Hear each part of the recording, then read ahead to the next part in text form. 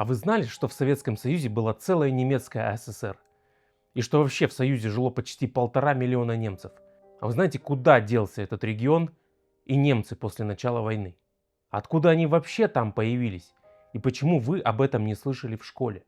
Сегодня, в год 81-й годовщины победы над фашизмом, который убивал людей за их национальность, я расскажу, как поступила советская власть со своими собственными немцами, только за то, что они немцы.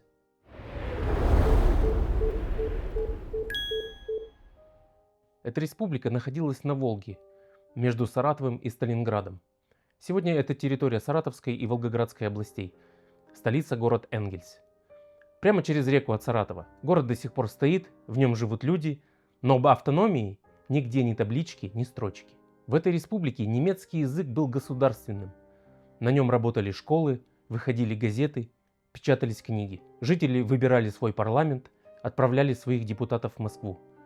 Это была не область и не район, это была целая страна внутри страны, со своими храмами, со своим хозяйством, со своими праздниками. А потом началась война. И за одну ночь этой страны больше не стало. Куда делись ее жители? Куда делся целый регион? Об этом мы поговорим подробно. Но чтобы понять, что произошло, давайте сначала вспомним, откуда они вообще здесь появились. А история эта старая, гораздо старше, чем кажется.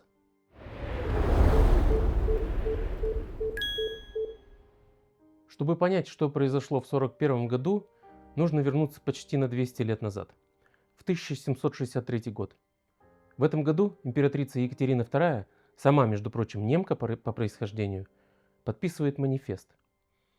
Она приглашает европейцев переселяться в Россию, дает им землю, освобождает от налогов на 30 лет, освобождает от воинской службы, разрешает сохранить свой язык, свою веру, свое самоуправление. И первыми откликнулись немцы. Из Гессена, из Бадена, из Вюртемберга, тысячами семей. Они едут на пустые степи на Волге, ставят деревни, строят мельницы, распахивают землю, которую до них никто не распахивал. И живут так почти 200 лет. 200 лет в России — это не гости, это уже свои. К началу 20 века немцев в Российской империи почти 2 миллиона. Они служат в армии, в министерствах, в науке, в искусстве. И вот несколько имен, которые вы точно знаете, даже если не знали, что эти люди российские немцы. Барклай де Толли, главнокомандующий русской армией в Отечественной войне 812 года. Тот самый, кто принял решение сдать Москву Наполеону, чтобы сохранить армию, и в итоге выиграл войну. Фадей Беллинсгаузен открыл Антарктиду. Фридрих Цандер, пионер советской ракетной техники, учитель Сергея Королева. Без него не было бы советской космической программы. Андрей Липгард, главный конструктор Горьковского автозавода. Это его победа, его Волга. 5 сталинских премий. Бруно Фрейндлих, Алиса Фрейндлих, Татьяна Пельцер, народные артисты СССР, лица советского кинематографа. Это не гости России. Это люди, которые ее строили 200 лет. А что же случилось с этим народом, с теми, кто 200 лет строил Россию?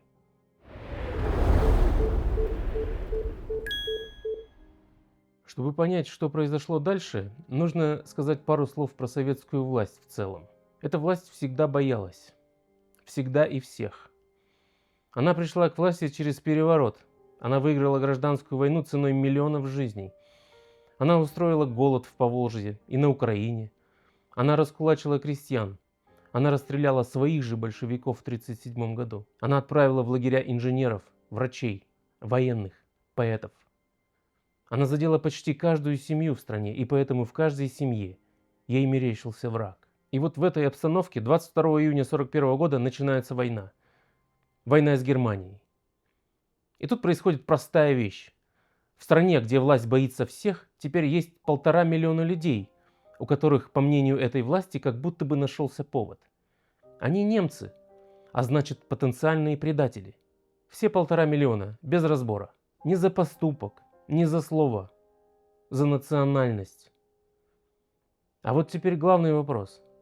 Что эта власть со своими немцами сделала? —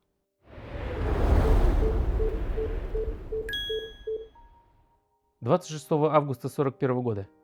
Еще до восхода солнца на территорию Автономной Республики Немцев Поволжья начинают входить войска НКВД. Прямо на территорию Советской Республики. Прямо к ее жителям, гражданам Советского Союза. И все это происходит за 2 дня до того, как будет опубликован хоть какой-то указ, который это объяснял бы. То есть решение было принято заранее. Указ это была формальность. Указ выходит 28 августа, номер 21160, подписан Президиумом Верховного Совета СССР, и в нем черным по белому написано, я процитирую: «Среди немецкого населения, проживающего в районах Поволжья, имеются тысячи и десятки тысяч диверсантов и шпионов, которые по сигналу из Германии должны произвести взрывы». Тысячи и десятки тысяч. Серьезное обвинение. Только за этим обвинением 0 доказательств.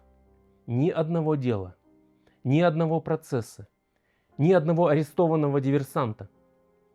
Голландский историк Луи де Йонг, который изучал эту тему в архивах еще в 70-х годах, написал прямо: нет данных, ни одного факта. А дальше машина работает быстро.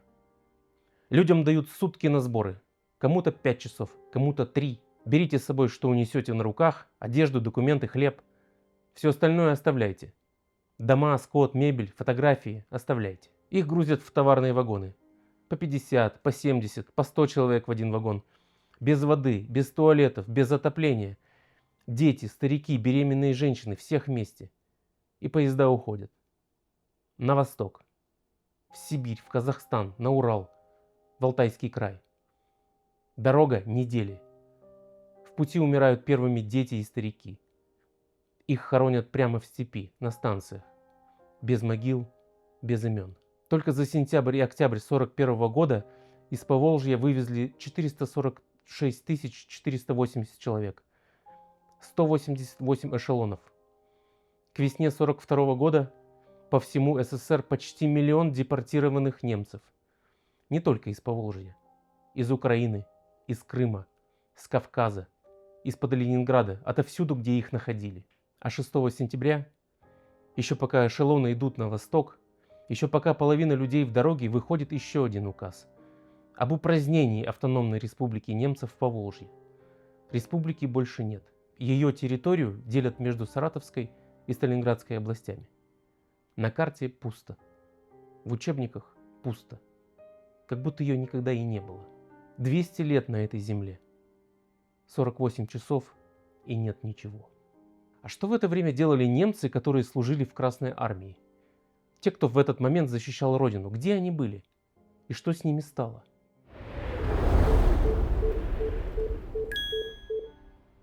А теперь про тех, кто в этот момент уже воевал. К началу войны, на 1 января 1941 года, в рабочей крестьянской Красной армии служили 16 576 этнических немцев. 16,5 тысяч человек. Офицеры, сержанты, рядовые, танкисты, летчики, артиллеристы, инженеры.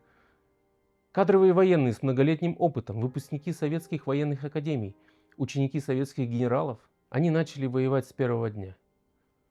22 июня на границе под бомбежкой в окопах. Они защищали ту страну, в которой родились, которую считали своей, в которой выросли их родители и деды. А через пару месяцев приходит приказ. Приказ номер 3524 Наркома обороны СССР. Всех военнослужащих немецкой национальности снять с фронта. Всех. Танкистов, летчиков, генералов, медсестер снять. И не просто демобилизовать, отправить в тыл, а оттуда в трудовые колонны НКВД, то есть в лагеря. Через полгода, на 1 июля 1942 года, во всей Красной армии остается 322 этнических немца. Из 16,5 тысяч 90% убрали. Это были люди, которые могли бы быть на вес золота. Они с детства знали немецкий язык, лучше любого советского переводчика. Они могли работать в разведке, в радиоперехвате, на допросах военнопленных, в агентурной работе в немецком тылу. Они могли спасти десятки тысяч советских солдат просто потому, что они понимали врага изнутри. Их не пустили. Их вывели из окопов и отправили за колючую проволоку. Туда же, куда уже увезли их семьи. В эшелонах, в товарных вагонах, в степи Казахстана и в леса Урала. 200 лет немцы укрепляли Россию. Барклай-де-Толли, Беллинсгаузен, Цандер, Липкарт. А теперь, за 2 месяца, все они стали врагами по факту рождения. Куда же их увезли? Что это были за места, где целые поезда людей просто исчезали?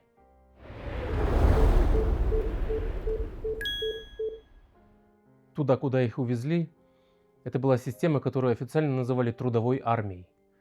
Красивое название.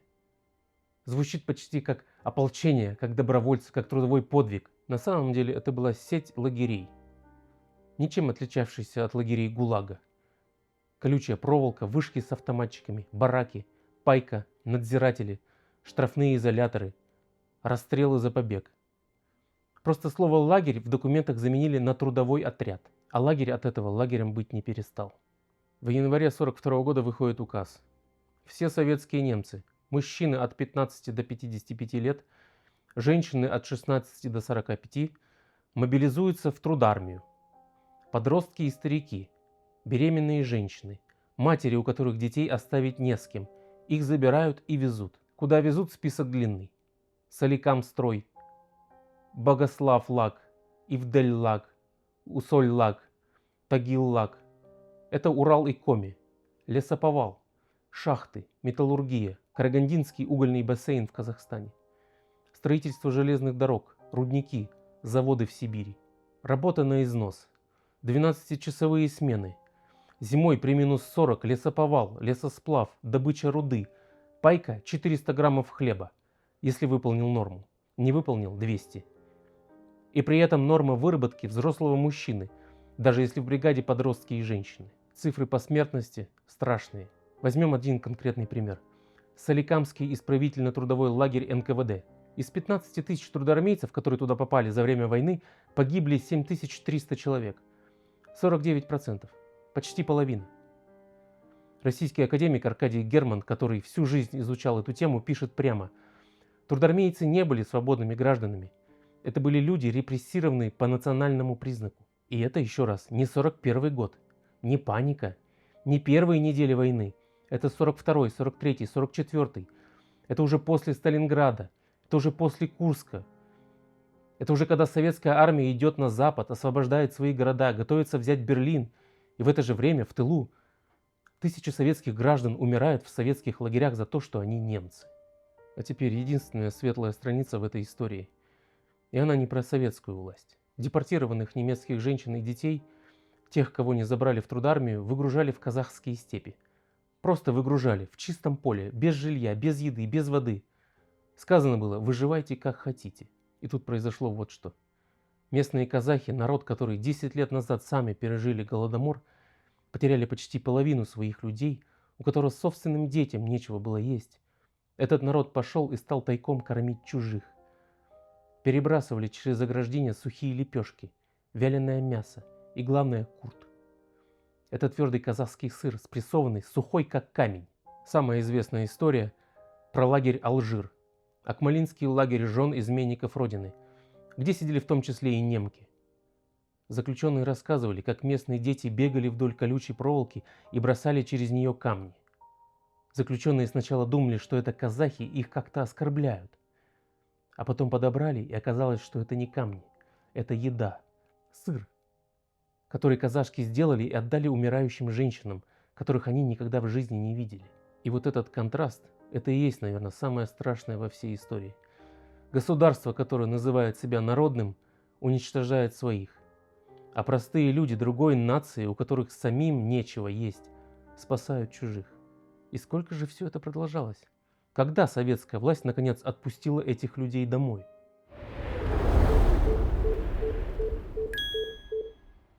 Война закончилась в 1945 году. Мир, победа, парад, флаги над Рейхстагом. Казалось бы, все, можно отпускать. Не отпустили. Прошло 3 года после победы. 1948 год. И советская власть выпускает новый указ номер 133-12. И в этом указе написано следующее. Все депортированные немцы, все депортированные чеченцы, калмыки, крымские татары, балкарцы остаются на спецпоселении пожизненно, навечно. Это слово «навечно» прямо в указе. Не на время войны, не до особого распоряжения, а навечно. А за побег с места поселения 20 лет каторги. 20 лет. Это значит фактически до конца жизни. Каждый месяц отметка в комендатуре НКВД. Не имеешь права уехать в соседний район. Не имеешь права поступить в институт за пределами региона. Не имеешь права жениться на ком хочешь только с разрешения коменданта. 3 года уже, как война закончена. Германия лежит в руинах. Никакой угрозы нет. А 1,5 миллиона советских граждан живут как заключенные. На своей собственной земле. В своей собственной стране. Под надзором, месячной отметкой. В 1953 году умирает Сталин.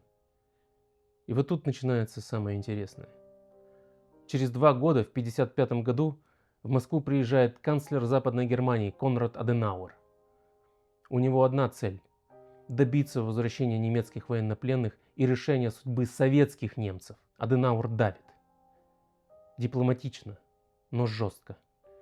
И в декабре 1955 года, сразу после его визита, советская власть подписывает указ. Режим спецпоселения снять. Запомните это. С советских немцев сняли клеймо не потому, что советская власть наконец одумалась, не потому, что Хрущев пожалел, а потому, что приехал немецкий канцлер и потребовал. Под давлением чужого правительства, не своего. С января 1956 года советские немцы больше не ходят отмечаться в комендатуру. Но это все, что им дали. Дома не вернули. В 1941-м эти дома забрала советская власть и заселила в них других людей. Возвращаться нельзя. В указе прямо запрещено. Имущество не вернули. Скот, землю, утварь – ничего. Деньги не выплатили, ни копейки. Ни на одного человека. Республику немцев Поволжья не восстановили. Это особенно показательно. Калмыкам вернули республику в 1957 году. Чеченцам и ингушам вернули в 1957. Балкарцам и карачаевцам вернули. Немцам нет. Никогда. Ни в 50-е, ни в 60-е, ни в 80-е, ни сегодня. И только в 1964 году, через 23 года после депортации, выходит постановление ЦК КПСС. Цитирую. Огульные обвинения в отношении немецкого населения не подтвердились. То есть советская власть сама устами президиума ЦК признала, что 1 миллион человек выслали по выдуманному обвинению. Без вины. Признала и ничего. Никаких выплат, никакого возвращения, никакой республики. Документ опубликовали только для партийного актива. Народу не сказали ни слова. А делали ли так другие страны во время войны? И если делали, то что они сделали потом?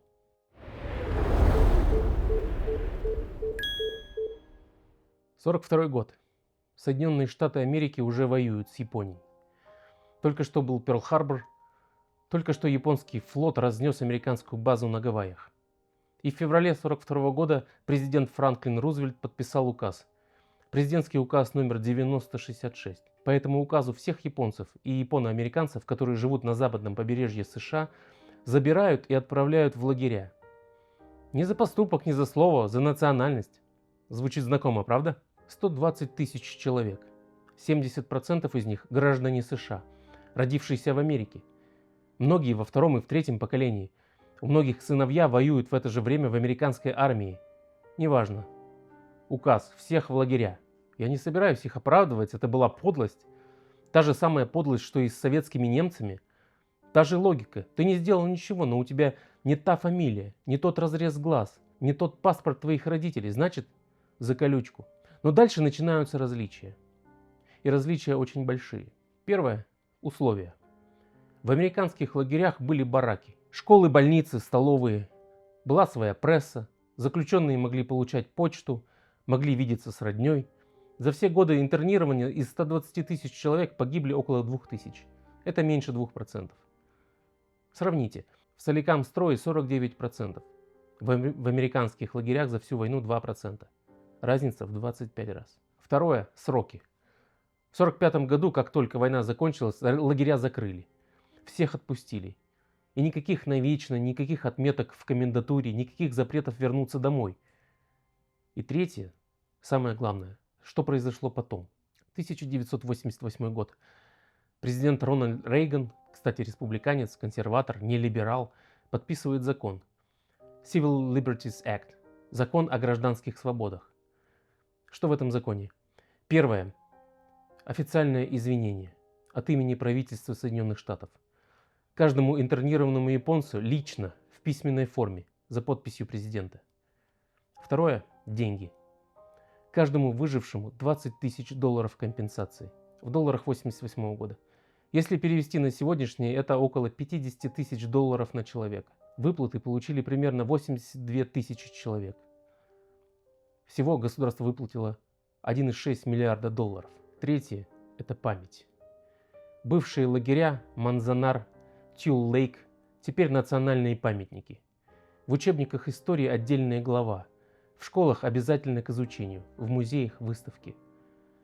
Государство сказало своим гражданам: мы сделали с вами подлость, простите нас. Вот деньги, вот извинения, вот память, чтобы это больше никогда не повторилось. А современная Россия что сделала? Как она извинилась, как реабилитировала и сколько выплатила своим немцам?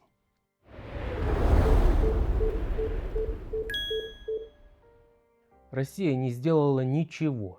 Ни в 1964-м, когда сама признала, что обвинения были выдуманы, ни в 70-х, ни в 80-х.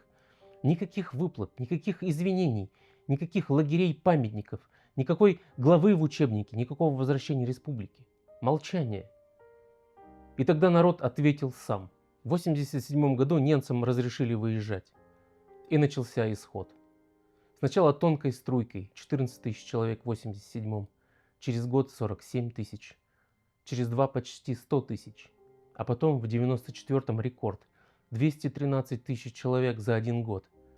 213 тысяч уехавших. И не только немцы. В это же время точно так же уезжали евреи в Израиль, в Америку, в Германию. Тоже сотнями тысяч. Тоже потому, что в советской памяти у этого народа свой счет. Если вы помните 90-е годы, в московских аэропортах русская речь была не главной. Шереметьево, Домодедово – это были вокзалы исхода. Целые семьи со стариками, с детьми, с чемоданами, привязанными ремнями.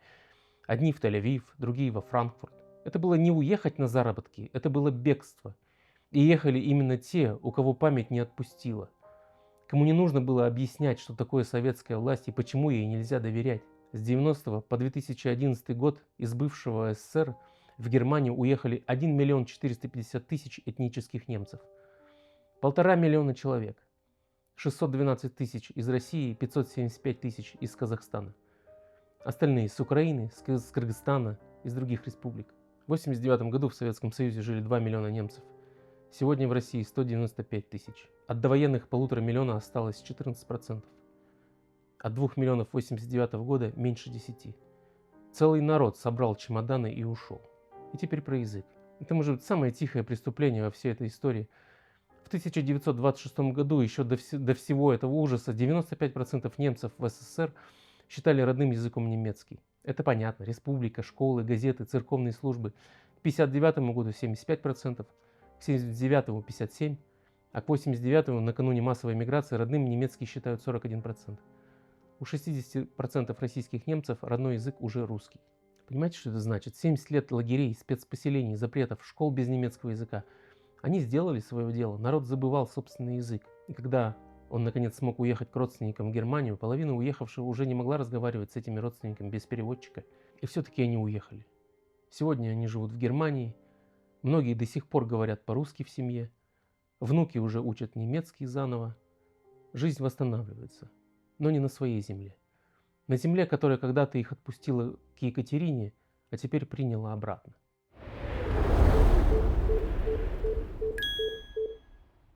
Хорошо, скажете вы. Народ уехал, проголосовал ногами. А может быть потом, когда страсти улеглись, российская власть все-таки извинилась? Может быть признала, заплатила, реабилитировала? Что говорит само государство вот сегодня, в 2026 году? Не извинилась, не признала, не заплатила ни копейки, ни одного выжившего, ни одного потомка, ни одной семьи. Никто в России не получил от государства даже официального письма с извинением. И когда я говорю «не извинилась», я имею в виду не только Советский Союз, я имею в виду и Российскую Федерацию, сегодняшнюю Россию в 2026 году. Чтобы вы поняли, насколько серьезно я это говорю, я расскажу одну историю. Это случилось буквально только что. Жил такой человек, Гергард Фогт, этнический немец, родился в Украинской ССР, советский гражданин. В августе 1941 года, как и сотни тысяч других советских немцев, его мобилизовали в трудовую армию. Отправили на Урал в систему Соликамстроя, 3-я колонна, 9-й отряд. Там он и погиб. Не на войне, в советском лагере, в тылу, выполняя норму на лесоповале или в шахте. Прошло 85 лет. У Гергарда Фогта остались потомки. Внук Владимир Рекоп, И он решил довести историю своего деда до конца. Он подал заявление о признании Гергарда Фогта жертвой политических репрессий. По закону о реабилитации жертв политических репрессий, законы, которые, между прочим, принимала сама Российская Федерация в 1991 году, прошло заявление через все инстанции. Везде отказ. И тогда Редикоп пошел в Конституционный суд Российской Федерации, высшую судебную инстанцию страны. Дальше идти уже некуда. И Конституционный суд России отказал. В 2026 году, через 85 лет после депортации, Высший суд страны, носящий в названии слово «Конституция», постановил: Гергард Фогт реабилитации не подлежит. Внук этого человека сформулировал ответ суда дословно. Я хочу, чтобы вы это услышали. Цитата. «Отказ в реабилитации в отношении даже одного немца означает признание, что со всеми поступили справедливо». Вы поняли, что это значит? Россия в 26 году официально на самом высоком юридическом уровне постановила: с Гергардом Фогтом поступили справедливо. С теми, кто погиб в Соликамстрое, справедливо. С теми, кто умер в эшелоне в 1941 году, справедливо. С детьми, замерзшими в казахской степи, справедливо. Со всем народом, справедливо. А теперь давайте поставим эти две страны рядом. Соединенные Штаты извинились в 1988 году, заплатили $20 тысяч каждому выжившему. Сделали бывшие лагеря национальными памятниками, включили в учебники истории. Россия в 2026 году отказалась реабилитировать даже одного погибшего. Ни одного. Никогда. Никаких выплат. Никакой республики. Никакого музея. Никакой главы в учебнике. Между этими двумя ответами целая пропасть. И в этой пропасти разница между страной, которая взрослеет, и страной, которая не хочет. А почему это важно для нас? Для тех, кто никогда не был в трудармии, никогда не ехал в этом эшелоне, никогда не терял дома на Волге. Почему я вам сегодня все это рассказал?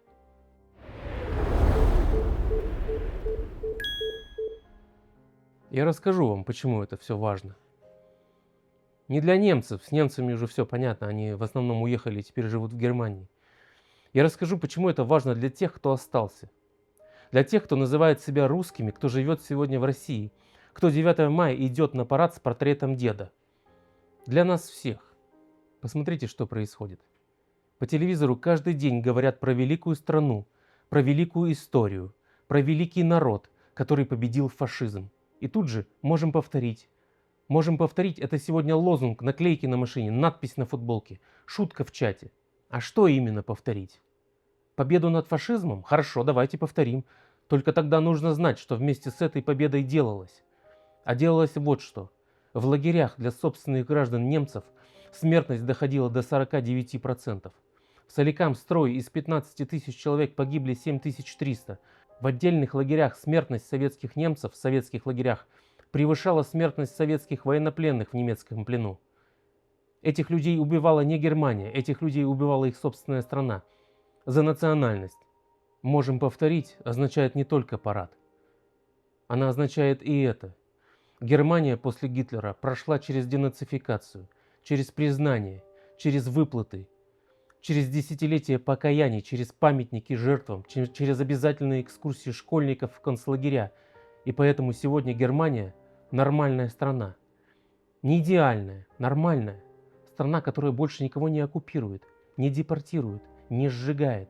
Соединенные Штаты, как мы уже видели, извинились перед японцами, заплатили, сделали лагеря музеями. И теперь это часть американской истории. Позорная часть, но осмысленная. Дальше нельзя. Россия не сделала ничего. Конституционный суд в 2026 году отказывается в реабилитации даже одного человека. По телевизору про великую страну. В учебнике ни строчки про СССР немцев в Поволжье. В Энгельсе ни таблички на бывшей столице. Архивы НКВД закрыты до сих пор. И параллельно новые войны, новые оккупации, новые миллионы беженцев. Никто ничего не вспоминает, потому что никто ничего не знает. И вот моя главная мысль на сегодня. Запомните ее. Народ, который не знает своей настоящей истории, никогда не повзрослеет. Он обречен повторять ее снова и снова, с другими народами, с другими республиками, с другими соседями, на других войнах. И можем повторить, это не угроза, это диагноз. Будем повторять до тех пор, пока не научимся помнить. Мы рассказали сегодня только про один народ, про немцев. А впереди целая серия, я ее называю «Миролюбивая Россия». В следующих выпусках черкесы, геноцид 1864 года, половина народа уничтожена, половина изгнана в Турцию. Уцелевшие до сих пор живут в Иордании, в Сирии, в Турции. Чеченцы, операция «Чечевица», 1944 год. Весь народ за одну неделю в эшелонах в Казахстан. Десятки тысяч погибли в дороге. Казахи, голод 1932 года. До 40% народа погибло. Это не от засухи, это от советской политики. Крымские татары, 1944 год. Депортация за 2 суток. Возвращаться разрешили только через 45 лет. И в финале серии будет один особенный народ. Народ, о котором многие в России даже не слышали. Хотя живет он прямо в центре страны. Народ, который сопротивлялся империи дольше всех. Народ, который при Иване Грозном потерял половину своих людей. И которого продолжали ломать еще 4 столетия. Подписывайтесь на канал, чтобы не пропустить. Делитесь с теми, кому это нужно услышать. А семейные истории про ваших дедов, прадедов, бабушек. Те, кто прошел через депортацию, через трудармию, через спецпоселение, присылайте в комментарии или в Телеграм. Я буду читать. И мы будем помнить. Потому что взрослеть можно только так.